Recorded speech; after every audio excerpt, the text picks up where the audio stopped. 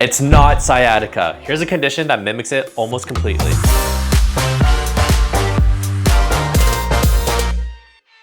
Hello, my name is Dr. David Song and I'm here at the Rehab Hero clinic, and today I'll be talking about a condition that mimics sciatica almost completely. If you've been experiencing some pain in the buttock, back of the thigh, lateral thigh, or even to the calf region, then chances are you probably Googled, is this sciatica? Chances are though, it might not be, and I'm here today to explain and debunk what it could be instead. Now there are a few different conditions that mimic sciatica, but today I'm going to go over a condition called myofascial pain syndrome of the gluteus minimus muscle. First of all, this condition is actually a diagnosis of exclusion, which means that we only really make this diagnosis once we've ruled out all of the other types of conditions that you probably read about. So that includes ruling out piriformis syndrome, ruling out an actual disc herniation, ruling out any other type of nerve tension conditions involving the sciatic nerve. Basically, once we've done actual tests, orthopedic tests done by your physiotherapist or your chiropractor, then we could actually start looking at other reasons why you might be getting these sciatica-like symptoms. Unlike sciatica, these types of symptoms hurt at different points of your life. Sciatica typically hurts a lot more when you're bending forwards or trying to tie your shoe, but myofascial pain syndrome of the gluteus minimus won't necessarily feel as painful when you're doing these bending types of motions, meaning that the bending motion re-triggers the pain right away. Instead, myofascial pain syndrome of the gluteus minimus will get triggered anytime that lateral hip muscle is being activated, which means that you can feel it when you're sitting down for a long time, you can feel it when you're driving for a long time, you can feel it when you're just standing or walking for a long time, or if you do any type of athletic activity, including lunges, squats, etc. The other thing is the type or character of the pain is going to be a lot different than from sciatica. So sciatica has a lot of nerve type of pain, which is a burning electrical sensation. It could be shooting down the leg, it could be non-stop, but you also get other symptoms along with sciatica, including motor control weakness or muscular weakness, loss of sensation, decreased reflexes. These are all things that could be assessed and ruled out by your physiotherapist or chiropractor. And those symptoms are all associated with a condition called lumbar radiculopathy or lumbar disc herniation.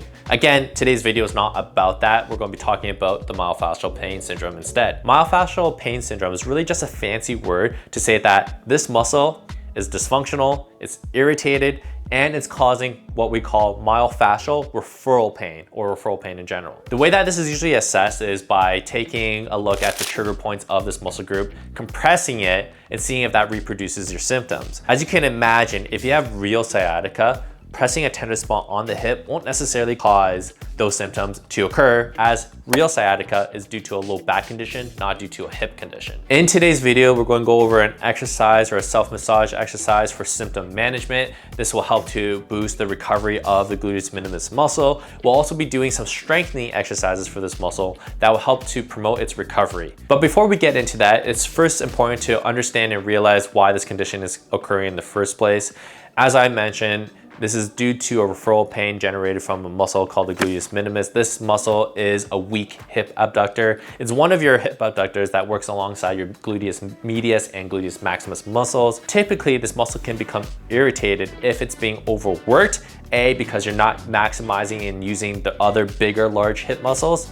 And if this tinier, smaller muscle is compensating for those larger muscles, or for some reason you just ramped up your activity levels very suddenly. And so your body, which was a little deconditioned, did not match up to the requirements of your activity. Examples of this would be engaging in something like snowboarding or skiing, even though you're previously inactive for the previous season, and then all of a sudden you start snowboarding, skiing every day, then you could overwork those hip muscles. Another example is starting CrossFit classes all of a sudden, doing it 5-6 days a week when previously you were very inactive, and then you're also pushing yourself super hard even though you haven't really warmed your body up to doing activity again. All right, let's get started with our first exercise. We're going to start with a self-massage. For this first exercise, you're going to be using something like a massage ball. If you don't have a massage ball at home, you can use something like a tennis ball or a lacrosse ball. A tennis ball will be a little bit lighter, so if you find that you need something a little bit more intense to kind of get into your hip for the massage, then it's worth your while to look into getting a lacrosse or a massage ball. The purpose of this exercise is for symptom management. Basically, we're just going to use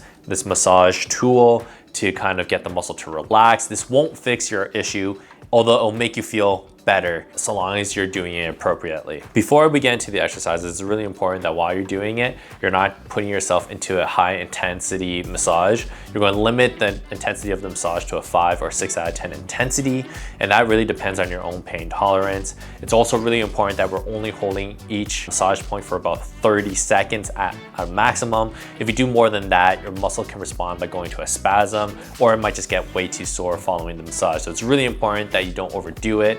Please set up a timer on your phone or stopwatch, and don't get carried away watching a Netflix episode while you're massaging out this muscle. One thing you can do is find multiple points along the muscle, as long as it's not the same point. Again, if you do the same point over and over again, you'll find that it'll make things feel worse. Okay, anyways, let's get started. So first thing we're going to do is grab a massage ball, and it's really important to identify the location of this muscle. So your gluteus minimus muscle is going to be found on the side of your hip, but along the front side. So if I kind of were to follow the pant seam here, that's going to fall in line with what we call the greater trochanter, which is a bone found on the side of your hip. And this muscle is going to be between that and what we call your iliac crest, which is the top of your pelvis, okay? So anywhere between these 2 points, you're going to find your gluteus minimus muscles. You'll also find your gluteus medius muscles. It's really also important to note that it's not going to fall right in line with these fingers. It's going to be found a little bit in front, about an inch or two, depending on how big you are as a person in terms of pelvic girdle size. So what we're going to do is, once we've identified those 2 bony landmarks on our hip, we're going to find another third point here, about an inch in front of that line. And then I'm going to take that massage ball and place it on that part of the hip. From here, I'm going to maintain contact there. And I'm just going to be starting by lying down on my back on a padded surface like a yoga mat. From here, I'm just going to rotate or log roll my whole entire body so that I am now compressing that ball between the floor and my hip. At this point, you might find that you can reproduce your referral pain, which means that if you really are pain sensitive, you'll find the pain going down the outer leg, back of the leg, or into the calf region. If you do find that spot, that is a money spot, you would want to hold that for about 30 seconds. If you don't find that spot, that's completely okay too. As you start to recover, you should find that you can find the spot less and less actually. And that's because it's not in as much spasm. It's not going to be reproducing those referral pain patterns as much anymore, which is a good thing. So don't go hunting for the spot necessarily. If you find it, great. If you don't, that's also great. After about 30 seconds of that compression, you'll then roll off the ball, and then you can move it either a little bit towards the back or a little bit towards the front, just by an inch or so. I'm going to go forwards a little bit, and then I'm once again going to compress that muscle group, and again hold it for about 30 seconds. Now while you're doing this, it's really important that you're not rolling around. The main goal is to relax as much as possible while you're compressing this tissue, because that's the whole point of a massage, is to relax a muscle. If you're rocking around, your muscles never really get a chance to relax. Instead, they actually might go into more of a spasm. So about 30 seconds there, I'm gonna find my last spot, a little bit more towards the side of the hip, and then once again I'm just going to roll onto that ball, and I'm going to hold that for about 30 seconds. As you can tell, this whole thing is done in less than 2 minutes. You're only going to spend about a minute and a half in total,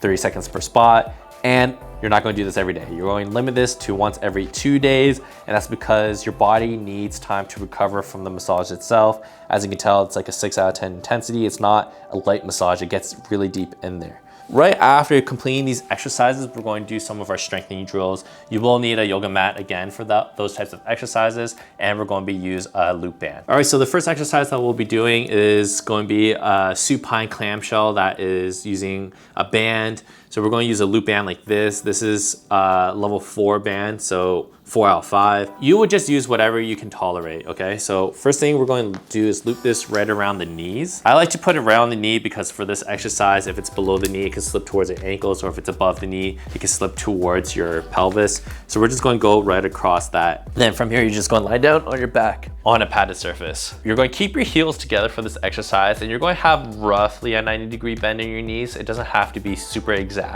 But from there, you're just going to spread the knees as wide as possible, and you're going to feel these muscles along the side of your hips contract. Try not to just let gravity pull your thighs down. I want you to actively engage these hip abductor muscles and hip external rotators to engage, squeezing those nice and tight, and then coming back in. All right. And then we're going to repeat that. So we're going to hold up to 5 seconds, really gain isometric contraction here. We're trying to retrain these muscles and start getting them to engage for hip function. and then coming back up. In regards to what the purpose of this exercise is, it's to directly strengthen the gluteus minimus muscle. The next few exercises after this is going to be about strengthening the primary hip abductor muscles so that we can spare the gluteus minimus from doing all the work all the time. We're going to go for another repetition here. For this exercise, we're going to be aiming anywhere for 4 to 6 repetitions. Each repetition being held for 5 to 10 seconds, 2 to 3 sets, 2 to 3 times a week. All right, let's get started with our next exercise, which has a very similar setup. For this next one, we're going to be doing a banded glute bridge. It's going to be a little bit different in that the feet are going to be now a little bit wider, at least shoulder distance apart or wider. And you're going to be making sure that your knees are also just as wide. So as you can see, if I let the band take over, it pulls my knees inwards relative to my knees. So I gotta make sure that I'm pushing out with my knees during the entire motion of this exercise. Just holding this position will get my gluteus medius and gluteus maximus muscles more active. And then from here, I'm going to lay down on my back. So for this exercise, you're going to be making sure you drive the heels down into the floor. You can lift your forefoot off the ground. You don't have to have your feet flat. And you can have your hands supporting you by having them on the ground like this. From here, you're just going to raise the pelvis up into the air until your torso is in line with your thighs. A lot of people will stop just short of it, which looks like a slight bend. So it's really important that you take the front of your hip and you're pushing that part of the hip towards the ceiling. And I'm talking about the hip, not the pelvis, because it's a hip extensor muscle, not a pelvis extensor muscle. So you're pushing the front of your hip all the way to the ceiling. If you need kind of a cue to help you achieve this, I like to just put my thumbs along the front of my hips here, and I'm pushing my hips right into my thumbs here. And this is going to get my glute to activate. Again, it's really important that my knees are pushing out. All right, and I'm not just letting them cave in like this. I'm actually actively pushing them out the whole time. If you find that the band is not really strong enough, you can always go a little bit wider so that you get more of a glute max, glute med activation. And this is because we're engaging it in both hip extension and hip abduction. For this exercise, I like to aim anywhere between 10 to 15 pain-free repetitions. If you find that it is a little bit painful, you can either shorten the range or decrease the band intensity, or you can use your hands to kind of push into the ground to raise your body up and then wean yourself off of that extra support system once you get strong enough to do so.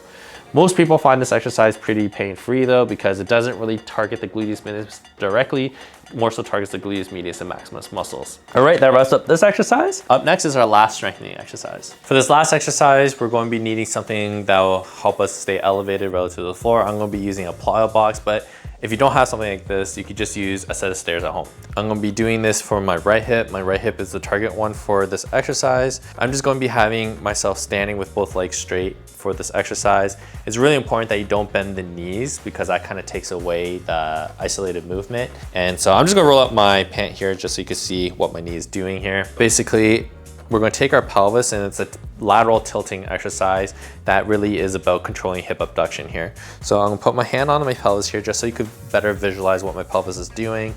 But from here, I'm going to keep my right knee straight. I'm going to lower my pelvis. My pelvis is going to come out to the side a little bit here. So it's going to come down, and I'm going to be trying to keep that knee straight while I'm doing that. So as you can see, my left foot, the hanging foot, drops down towards the ceiling. I'm going to feel a bit of a stretch in here. Once we reach that position, you can hold it for a little bit, but then I'm going to get you to contract these muscles, and that's what's going to get you to lifting to a neutral position. But we're going to go one step further, and then we're going to lift this pelvis up towards the ceiling through the contraction of this muscle, okay? So now my left foot is higher than my right foot, and we're just going to be repeating that. So all the way down, feel that stretch in that outer hip, and then you're going to be pulling back up, and we're holding this contraction for up to 5 seconds. I usually just do for like 2, but if you're feeling pretty good during this exercise, you can hold up for 5 and then repeat, okay? Similar to the last exercise, we'll be doing anywhere between 10 to 15 repetitions, 2 to 3 sets, 2 to 3 times a week. If you have no previous experience with doing hip abduction or hip strengthening exercises, in your first week of rehab, it's best to take things a little slow and just do about 1 or 2 sets for that first week and aim for the minimum requirement of repetitions. And then the following week, as you get stronger, you could go for 3 sets and you could go for the more maximal number of repetitions that I mentioned in the video. If you actually find that your condition worsens or gets a little bit more sore following the exercises and that pain lingers for multiple couple of days. It's really important that you consult your healthcare practitioner, as another condition might be going on that's leading to your symptoms. If you're in the GTA and you're looking for a healthcare practitioner, such as a physiotherapist, chiropractor, massage therapist, you could book in with a Rehab Hero clinician by going to rehabhero.ca. I'll leave that link down in the caption below. If you enjoyed this video, let me know in the comments below. Give this video a like and please subscribe to my channel. I'll see y'all next time. Peace.